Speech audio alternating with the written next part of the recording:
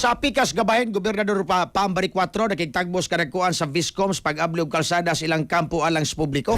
I-report si Griggy Magdadaro. Live report.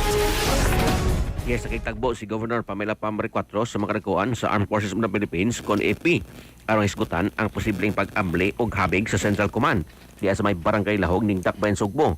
Ilabi na ang Wilson Street isip alternatibong access route aron maminusan ang congestion sa trapiko sa isgutan nga lugar. Ang maong proposal gisgutan ni Bari 4 isip kabahin sa pagpangita og solusyon sa sunilan sa trapiko sa maong dapit. Sa pagkaroon hinoon padayon pa ang pagisgot kalabot niini. Hilabi na kalabot sa seguridad, operational o logistical concern nga kinahanglan po usab nga mahan ay sa di pahingpit nga ipinalisar ang maong plano. Nasayran ang nisgutan nga dapit.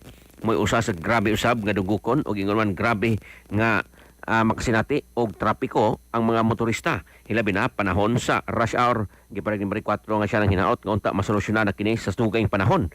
O ingon man maka hatag og gigayon ang atuang mga kanagkuan diya sa atuang AP o Central Command nga unta matigayon ang kini mga motorista bisan paglimitado lang ang access niini o di gyud alang sa tanan.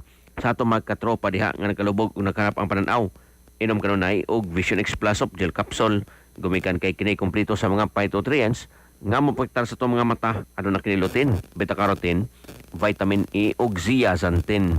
Alang sa kusang Pilipino para sa Pilipinas, kanyang katropa Gregi Magdaro, XFM News. XFM report. Cellphone Plus Gold. Mapalit sa mga butika sa inyong lugar.